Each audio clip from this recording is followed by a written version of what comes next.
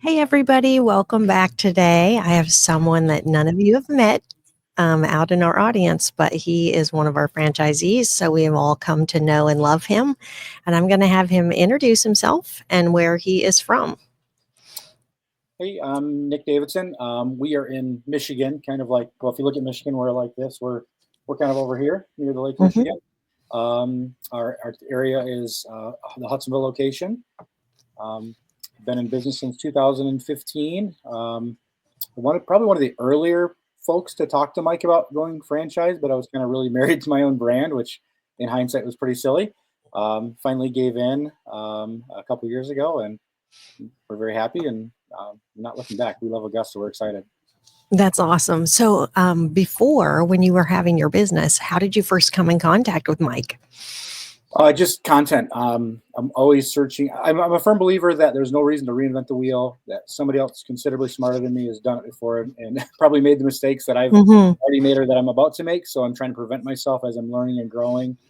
We do a lot of snow plowing. So in the winter, I would just put on podcasts and just try to fill my brain with as much helpful information as possible. And Mike just continuously popped up on YouTube. And I could sense his heart more than just like Yeah. a content creator. Hmm. And I was like, this guy seems real. A lot of the other guys really seemed fake. So I just really connected with that. I saw Mike's heart and I was like, I'm going to listen to this guy. I'm going to try my best to mimic what they're doing. Mm.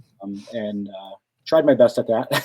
Yeah. I wish I would have joined earlier, to be honest. But yeah, So, do you feel like you did mimic it pretty well from what you were learning? it was tricky because we're almost entirely commercial, Oh, which wow. sometimes it's hard to fit that into the Augusta systems, which Yes. is a bit of a challenge. We're doing our best to still convert that as much as we can right now.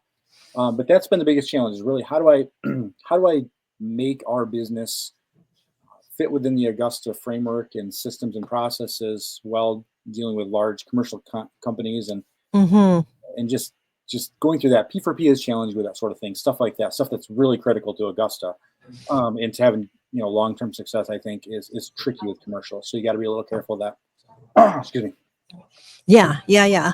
So you said that you talked to Mike actually about franchise. So that was quite a while ago. How Yeah. long do you think that was? Oh goodness, I can't remember the exact. I think it was 2019, maybe 2018. Is that Amazing. early? And then I had a call with Lee. Mike sent me a sweet T-shirt and hat. I was like, "Wow, this is amazing!" And at that point, I was like, "Well, I still want my own brand," which was kind of silly. But Yeah. yeah, and I kept following the content, and I was like, you know what? I'm even the logos on my truck. I made them look very similar, kind of mimic the font and the Oh style. my I word. realized that, like, I have a little bit of a video production background, so I knew that, that stuff matters, branding and all that Yeah. matters. And I was kind of excited about doing my own brand, but in hindsight, it's kind of futile for me to try to reinvent it. I either got to be good at this or focus on that, and I'm much more in tune with focusing on growing the lawn care business as opposed to marketing and things like that, and lean on Augusta's expertise for that. So Mhm. There are a lot of people that really struggle with that as their very last thing about with the brand. So what was it that actually made you feel like there was more value than just doing the like having the connection to your brand? yeah, I was all in on the training and the systems and all that stuff early on. So I was doing my best to get through, um, all the training programs that Mike had out there. I was doing p4p.com or p4p software.com and trying to get in there and do that stuff really early and integrate it with my business. And I just saw some spots and it was like, if I were fully integrated with Augusta, I would have more access. There's some things I can do that Mm, I can't get to that I need to. mhm. I know I'm missing out on the community of the Augusta folks. I did call a few of the other Augusta Oh, owners that's good. and talk to some folks, and everything I heard was very encouraging. Um, and one of the funny things, I called Tyler from the Grand Rapids location and asked him, and we actually got lunch. And I said, "What's it like being in part of the Augusta?" And one of the things that he said that I really liked is there's a whole bunch of high recommendations, but they give you a lot of freedom, so there's not a lot of Mhm, requirements. Which I said mhm, that's really cool because I want to do my own thing a little bit. But as I'm getting more into that, I want to be more and more into the systems. It's like I realize that I don't care so much about that. I want to build a system that works rather than mhm. build something that like I made. I don't care if it's something I made. I want to build something that actually works and is proven. So yeah, just really trying to talk to as many people as I can and make sure that this is going to be the right fit for us long term. And yeah, So when you first came to Augusta, where were you in terms of customers? I know you have contracts more than recurring Yep. customers, hmm employees, trucks, hmm equipment. Where were you when you started? We had, Revenue? yeah, we were probably around the $300,000 mark, if I remember right, 300 to 350. I was probably 250 when I first started talking to Mike and Lee, and then I think we grew it to, I think, 500, just barely 500 before we finally joined. Mm-hmm. But I was getting serious around the 350 mark, I believe, if my memory serves me correct. And just a couple trucks. We didn't need a lot of trucks because we just show up to one or two properties for the whole day. So we Right. didn't require a lot of trucks, but it required very large mowers, bigger equipment, things like that. And so that was the challenge with that sort of thing. But yeah, we were, I think five, just right about 500 when we finally joined. Wow. And you mentioned that you mostly do the commercials. So for those listening, and they like doing those, but they feel like they should transition Mhm. out. Did you kind of wait till the bids were coming up for renewal, or just waiting? You know how they get like three bids for everything, Yeah, and they can change their mind at any time. And when it comes time to renew, then they just bail on you. Is that yeah, kind of how you've left it instead of trying to get a setback up with a commercial with yeah, them? yeah. We still have about 85% commercial from our revenue, which, and we're trying to really switch that, especially this year. We're going to go really hard after residential. Um, yeah, as renewals come along, my Mhm. strategy was like, we're going to raise prices on them, and if they stick around, great, and if they Smart. don't, and we were really nervous. We actually took, was it three nice contracts? Well, I thought they were nice contracts from a fellow landscaper who had these properties around us, and he's just said, "Hey, I'm getting out of this year," and we were part of Augusta at this point in time. He said, "I'm getting out of this year. Do you want these?" And I was like, Mhm. "Sure." And I really Mhm. trust him. Thought he had everything together, his ducks in a row, and I assumed his pricing, which was a big mistake. Halfway into the summer, and I'm like, we are losing our tails on this. Yep. It's Yep. terrible. It's just taking so much more time than what he was. I can't believe what he was doing these properties for, and I see why he wanted to get rid of them. Mhm. We raised, was talking to Mike, and I think I was chatting with Brian Connor then too. I think he was helping me coach for some of that. And they were just like, you got to raise prices, and if they go away, they go away. And I was like, Mhm. 100%. But they loved us. We were doing a good job for them, and Mhm. we raised prices, I think, 20 to 30% on all of them. Wow. They all stayed, Wow. and they're actually all under contract for another 3 years now, with that big price hike, and they seem to be really happy. So we are making decent money on those That's contracts, good. um, Mhm. but there's still a challenge with it. There's still other things that make me Of like, course. I kind of wish I had. I'd be willing to take some of these that seem like Yes. commercials. I would flip them to residentials if I could, um, Mhm. because I believe there's so many benefits to the residentials that you just can't get out of the commercials. Mhm. Yeah, so now you are with Augusta for a few years, Mhm. and how's it going for you so far? What are you using for marketing now? Mhm. And how many team members do you have? It probably that is so smart what you were saying. You don't need as many Mhm. trucks and equipment because you're all there on the property together all day. Yeah. We'll flex anywheres between. We have like four full timers that are with us pretty much all season. Mhm. We kind of put them on a guaranteed hourly, guaranteed like 32 hours in the winter to keep them around Mhm. through there. So we have them there to run our heavy equipment to plow the parking lots and things like that. And then with part timers helping us out with sidewalk work and things like that. This winter we had up to about 11 people that were helping us through the season. Wow. Most of those are part timers. And then in the summer we're up to like 15 or more.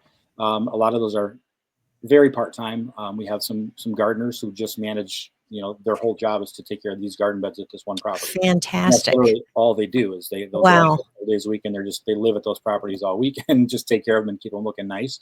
Mhm. That's actually been a really good way to Yes, that get them sounds to like great. us. They Yes. seem to love to see those yellow shirts out on their property on a regular basis. And these are higher Mhm. condo associations on, a big inland lake that goes out to Lake Michigan. So it's almost like living on the ocean in a way. It's a really nice Mhm. area, beautiful place, but they appreciate that high end touch.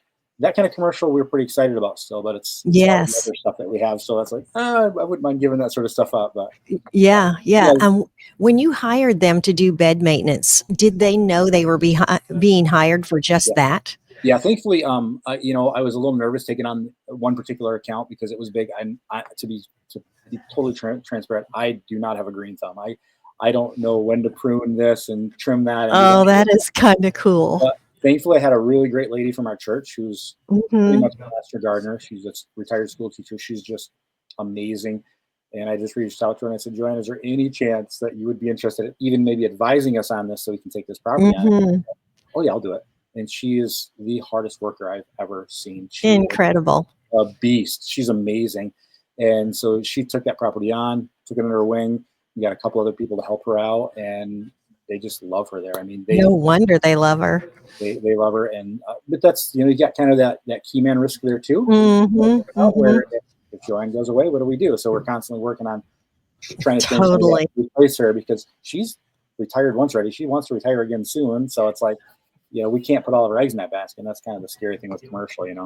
Yeah. So what I try to do with my team is tell them they have to replicate themselves in someone else.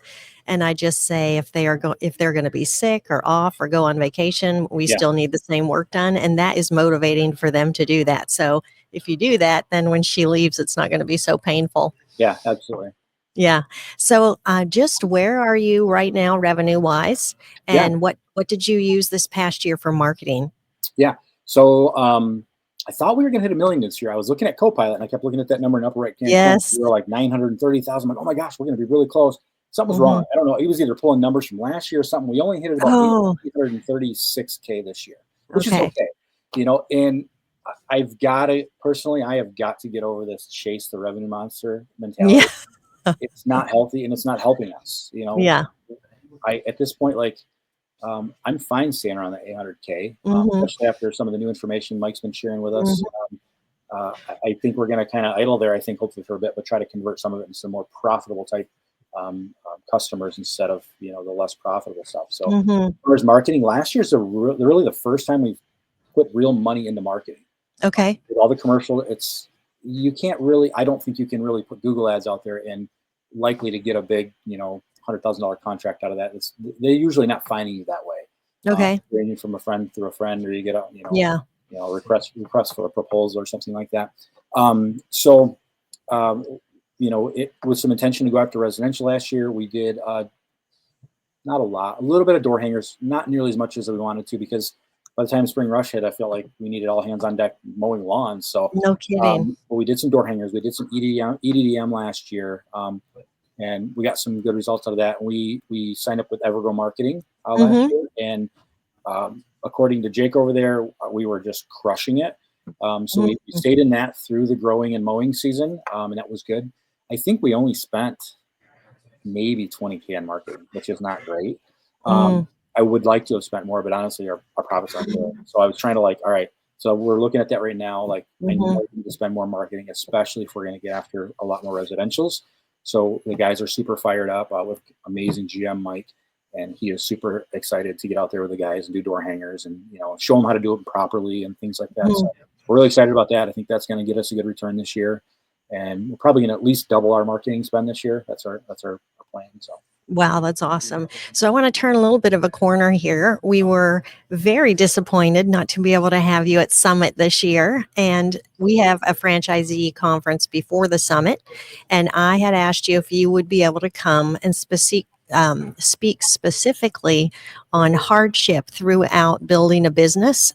It's one thing if you have no family and you're single and you can come home and crash in bed and that's all you do is build your business. It's a whole other thing when you're trying to do that and you have a family, plus you have some rough things your family is going through. So just whatever you're comfortable to share, I believe it would help people if you could just kind of start from the beginning and give us an overview of all that's happened and what you've been through. Yeah, been through a lot. I grew up kind of rough, not great family support. Uh, pretty rough lifestyle growing up, compared to some, I think, and especially in our area.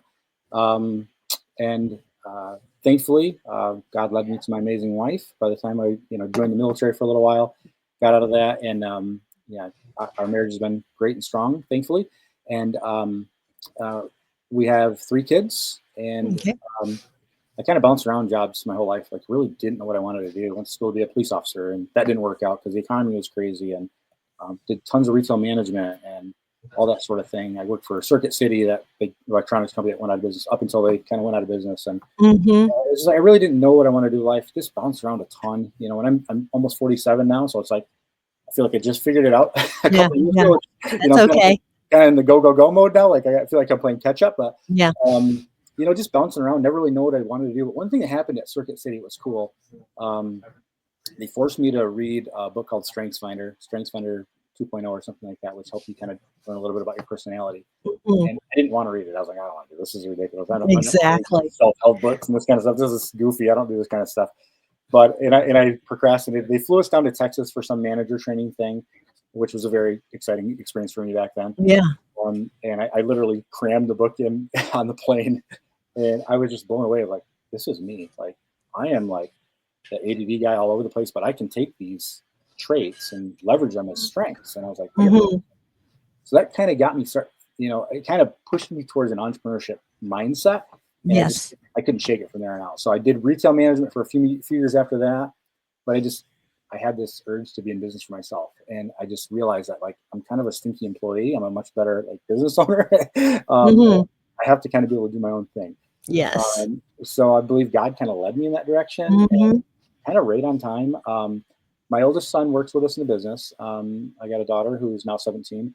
And then our youngest son, when he was 2 years old, I was kind of just starting to get out on my own in business. I was actually doing video Hmm. production and stuff like that. Um, he was diagnosed with what's called severe aplastic anemia. And basically, it's bone marrow failure. Hmm. Symptoms are just like leukemia. You have Hmm. weak platelets, white blood cells. All your blood cells aren't reproducing. It's life threatening. Okay. It's serious. And so right off the get, like it was crazy with him, and we had to put him in isolation, locked in hospital rooms for like a month at a time while we went through Wow. to get a bone marrow transplant. And we praise God that my daughter was what they call the perfect match for him. So she was able to donate, and she was pretty young at the time too. So it was really rough on the whole family. Yes. Um, and I'm really thankful that I was earning an income on my own, doing like video editing and things like that at the time, because I was able to sit in the hospital room and work still. Oh, that's I really, awesome. I really thought that was, you know, I believe providential that that kind of things worked out that way. So I was Yeah. glad that I were able to trade places. She would be there during the week, and I would go up there on the weekends, and we would, because we could only have one parent in the room with him while he was up Mhm. there going through that stuff. So it was hard, Yeah. but there was a lot of really great things that came out of all that. We got that first transplant done, and then that failed about 6 months Oh. afterwards. And then Oh. we get the news again. We're like, oh my gosh, like what do we do now? And there's not a whole lot of people in the world that have had 2 bone marrow transplants. Well, long story short, Johnny's on his 4th now. Oh my That's 4 goodness. bone marrow transplants. They have all failed up until this last one, and pretty rare. Thankfully, the technology's kind of advanced to Mm. where they can now use a parent as a donor, where in the past they wouldn't usually try that because very unlikely likelihood of survival with a half match, which is you choose parents half, so half match. Okay. But they ended up using me because I didn't have a certain genetic marker that my daughter had. Um, Hmm. they saw that was consistent in all the past failures. They were trying to they really couldn't figure out why it was failing, but it's Yeah. the only thing they saw that was a little different. And so they tried it with me, and now we're about 3 years out, and Johnny's a little rock star. Oh, that He is actually so works with us in the summer. awesome. He helps us out in the summer, and if you met the kid, you'd have no idea he's gone through all this stuff. And he's tough as nails. He's just a great kid. He actually just won the Division II state finals basketball tournament, No way. That's awesome. which is pretty cool. So, but yeah, God's been super awesome through all that. And through all that, it went from video production to, I'm just going to leave video production. I'm going to start plowing snow on my own. I just bought a junky old truck, and I'm like, not knowing how I'm going to keep the money coming in, and just like plowing snow in the winter. And then one of our customers said, "Hey, can you mow our lawn too?" And it just kind of started to grow from there, and opportunities opened up. And not Hmm. that it's easy. We struggled, financially through all those years. It's been very tough, but just trusting God, putting our faith in Him. We had an amazing church around us to support us as well, and that's critical. And community is absolutely everything. When stuff hits the fan and you really need help, you've got to have a Hmm. community. And that's what Augusta is for me too with business. It's just that community that I know is there for us. You know what I mean? Yeah. Yeah. That's so great to hear. What was the process like for you to donate because you were running the business and things. So are you hospitalized? Is Yeah, it it's extremely kind of in and painful? out. It's not as scary as it sounds. They bring me in, put me to sleep. They put a big needle in your hip bone and extract the marrow from there, process it, and then within a few hours, it's being put into Johnny. And so if you people are not on the bone marrow registry list, please do so, because there's a ton of Yeah, no people out there that kidding. need that. It's not that hard. It's not that scary. My little daughter did it 3 times, so if she can do it, anybody can do it. No kidding. It's really not. It's not that scary. It's not that painful. It doesn't take much out of you, honestly. You might have a sore hip for a couple of days, but the benefits are far outweigh, any of the things that you might be dealing Yeah. with.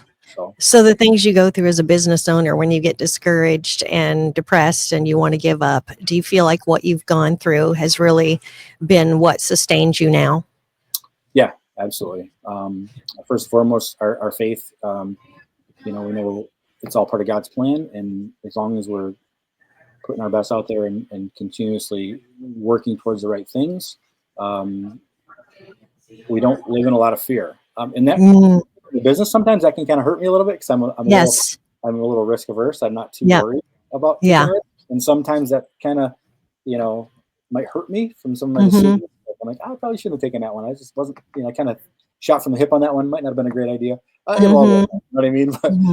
I've got to do less and less of that. Lean more into the numbers. Lean more into the experts that can help me, dial in the numbers and stuff, and grow the business that way.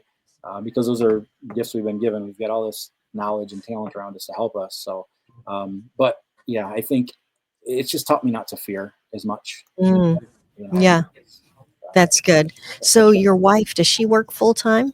Yeah, nope. She stays home with the kids. My daughter, when she was in first grade, my son was already in sixth grade in public school, and she's very creative. Just didn't fit the classroom environment very well, and it's kind of like, why are we sending them here all day? And I kind of need to give her some specific attention. So my wife's like, I think I'm going to try homeschooling. I was like, okay, Mm, I'm all about it. If you want to do it, I'll do whatever I got to do. And that was a big leap of faith for us too, because we went from a two-income family down to just me, hmm. and we had to talk about it. We both knew that God's going to provide one way or another. I'll figure out a way to make money, and so Hmm. took that big leap of faith, and we've always had more than enough. So it's all worked out, and then we decided to homeschool Johnny. Pulled my oldest out of his public school, sixth grade, and started homeschooling him, and that's been Wow. huge. I believe an advantage for all of our kids. Our kids are doing really well. They're mature. They're Hmm. super kind. They're not strange. They're very cool kids. They got Yeah. a lot of really cool friends. And they do a lot of cool Yeah. stuff. And so yeah, I think it was it was a scary decision. Yeah. But I'm sure. we saw a lot of blessings through it. Yeah. So how has she been supportive through the business? Does she help with the business or she's just backing you up? She backs me up 100%. She does not really want to get into the business at all and be Okay. involved in it at all. She gives me 100% support though, which has been huge. Without her blessing and support to try the crazy things I try and do the things I do, Yeah. um, yeah, it would be very hard on both of us. But she's got a very strong faith. She knows that everything's going to work out too. She has to remind me all the time, like Mm-hmm. look where we're at and how God's brought us through all this. Like we don't need to worry about it. Yeah. We're not scared to try things. We're not scared to um, adventure out and just move in faith. Really, is Yeah. you got to make smart decisions, I think. But like I just, especially in America, we have a lot of safety nets too that are there to help us if something doesn't go quite the way we think it's going to go. So Hmm. yeah, without her support and my kind of crazy entrepreneurial brain, I Yeah. Yes, probably exactly. wouldn't be Like a married. squirrel. Yeah. So how's it been for you with Copilot? How long have you been with Copilot? We joined Copilot very early. I think we were that first spring. I think that Oh, Copilot. really? Yeah, before we actually signed up with Augusta, we joined Copilot very early because we were kind of bouncing from CRM to CRM at the time Hmm. to find the right one for us. Yardbook was probably the best fit for us. Hmm. Jobber, we tried Element, we tried almost all of them, and most of them were either too complex, unnecessary things, just Yeah. confusing. Yardbook was Yeah. basic and simple, and I liked it. Hmm. And then once we made the decision, we know we're going to go to Augusta. We're like, let's get Copilot as soon as it's available to us. So we paid for our own subscription then. Um, So I've been in it for quite a while, and we went through all the ups and downs. And I was much more active with bug reporting and stuff early on, but just getting busy, I kind of fell off that a little bit. And I think we've got an amazing team at Copilot now, and I'm really excited to see where it's going to go. So yeah, it's going to be. I can really see that being one of the linchpins that sets us apart from everybody else, and I'm very excited about it. Yeah, 100%. So you've seen a lot change over the past year, which has probably given you a lot more confidence. Mhm. And does it have a lot of the things that you need? So, for instance, when we were designing Copilot, the things that we loved in Service Autopilot, we built in there, and things that we had lacked and wished we had, we put in Copilot. So, have you found so far it's meeting your needs? Yeah, it's doing 90% of what we want it to do. There's still some things that we wish it would do that it doesn't do, but I think those are right around the corner. Yes. Um, Okay. and I trust that they are. I can see that Mike and the team there are investing in the Copilot, and I think their hearts are in it, and they're gonna bring it all the way and make it the best CRM out there for our business. I'm sure. Um, hmm and we're all in on Augusta, so it doesn't matter. We're gonna roll the punches regardless how that goes. We found workarounds for little things. Things like for commercial business, it's a little tricky. Yeah, for sure. You can't like make it you can't call it a contract. So I've got to put Yeah. it on Adobe and put signature lines and things like just add a hmm little bit of time to the workflow, but nothing major. Little things like that. Time clock and stuff like that. Integrations with ADP would be amazing, and that Yes. sort of stuff. Yeah.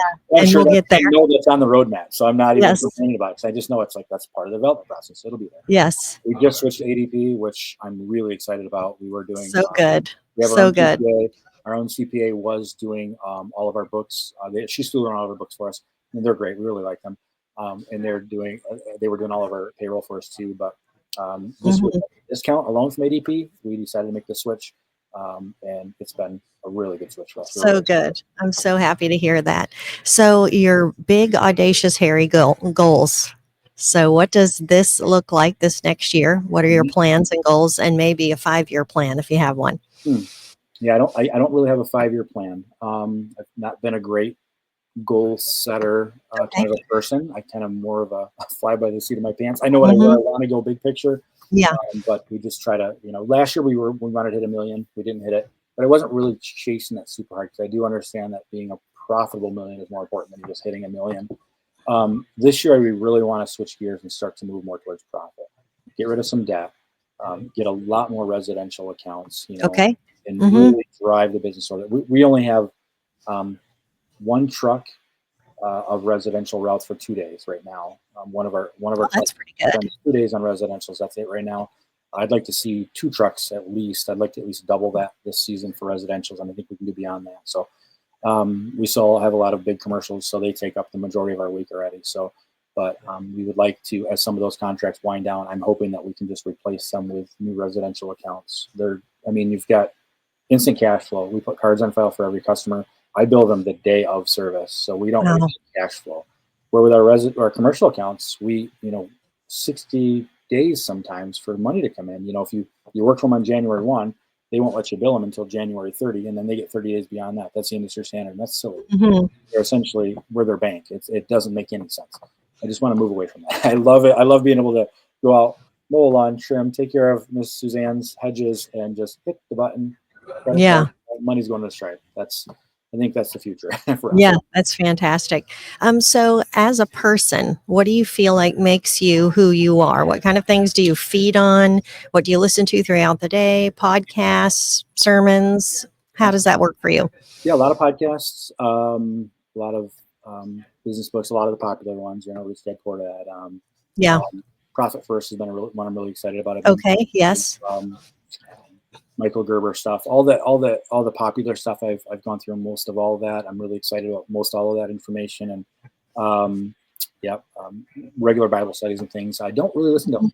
I do sermons too, but some different Christian podcasts and stuff like that, like apologetics and things like that, are fun for me too. But yeah, as far as the business side of it, pretty much the top books that we're all kind of reading. Yes. Yeah. I'm in all those as well, and following the same people that most everybody's probably following online. It is Yeah. tricky for me to fight the shiny object syndrome, though. I hmm have a personality where I want to go try this next thing or try this next thing. Yeah. And I guess that's maybe a goal this year is that I'm going to be out of the field almost entirely this year. I think Excellent. Mm-hmm. that's been a big driver for me, so that I can focus on some of the other things that that I'm passionate about. Um, Mm-hmm. and Mike was with me as my GM last year, but he's really kind of just learning all the stuff that I do most of the year last year. So he's That's spent good. a lot of time in the field. So I think he'll be probably reducing his time in the field dramatically this year too, being Mm-hmm. more of an admin support for us. He'll be in the field a bit yet, but hopefully I can step out of the field for the most part this summer. So. Yeah, that's fantastic. What would you say to someone who has a family and is going through what you've done and is trying to build a business? How do they get through that difficult time? Yeah. Well, personally, my biggest suggestion is, put your faith in God. He's real and true, and he'll carry you through it, and his will is perfect no matter what it is. And a supporting wife, if you're married, is going to be critical. If she's Yeah. not on board 100%, it's going to be a very hard uphill battle. Mm-hmm. Not saying you can't do it, but I think it would be very easily at the risk of your marriage. And in my opinion, your marriage should be, in my opinion, more important than making money in a business. Yeah. If my wife were not 100% on board for all the crazy things I've tried and done, I would just go in a factory, which would make me miserable, but it would keep our marriage healthy, which would be, a better thing. So I would highly recommend whatever you got to do if you're married with a spouse to. That's good. If you're not married, you've got a big runway ahead of you. Go Yeah. for it, because it's a good time that you can take some risks, put your nose down, and just go. I can't Yeah. speak from experience, but I know that if I were 22 years old and I wasn't married and I learned and got this passionate about Augusta, that I'd probably be Mm-hmm.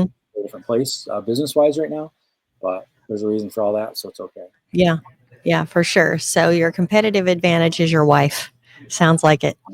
100%. Yeah. Yeah. I love it. That's what I tell Lee all the time. He's so good at his job because his wife is his competitive advantage. Yeah. Yeah. So as we wrap up today, is there any kind of quote that you could share or something that's your favorite book or favorite podcast that others can listen to and take away something good?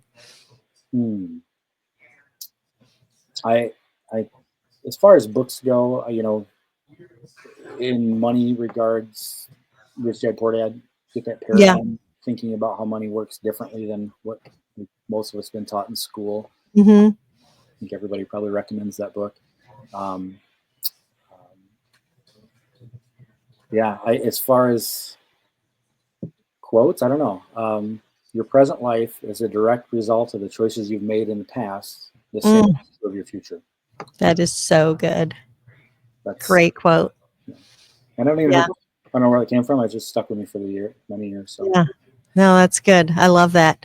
So I will let you go. I cannot tell you how much I appreciate your time. We were really sad to miss you at the summit and know that your story would have been a blessing. But now I hope it can be a blessing.